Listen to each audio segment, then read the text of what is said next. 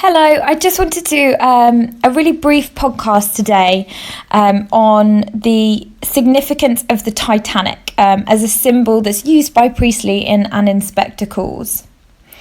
We have the Titanic referenced by Mr. Burling in Act 1 when he is confidently discussing its speed, luxury and the fact that it is, quote, unsinkable, absolutely unsinkable. This is when he's sort of showing off to Gerald and Eric. Now, for a 1912 member of the bourgeoisie, the arrogance and certainty of this man-made achievement would not be difficult to imagine.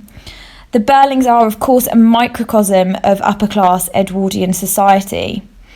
So this attitude is obviously one that would have been common for men of that time and status. It's not just what Mr. Burling thinks. We can imagine that there are lots of people thinking the same way as him. What makes Mr. Burling's declaration so interesting is that the audience watching this isn't in 1912, it's in 1945. So they would be well aware of Mr. Burling's ignorance in this matter, as we know, on April 14th, 1912, the Titanic did in fact sink.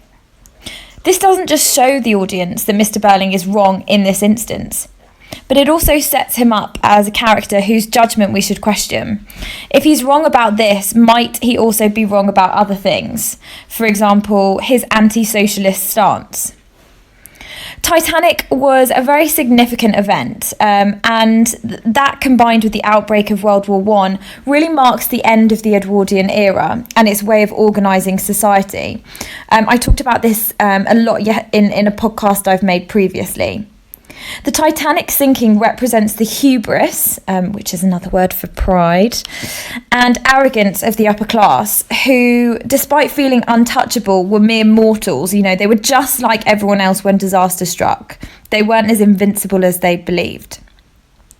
Stephen Beale suggests that it can be interpreted as a socialist parable about the perils of capitalism. This is partially because it was the greed of the ship's owners pushing the ship to its absolute limits that may have played a part in it failing and sinking.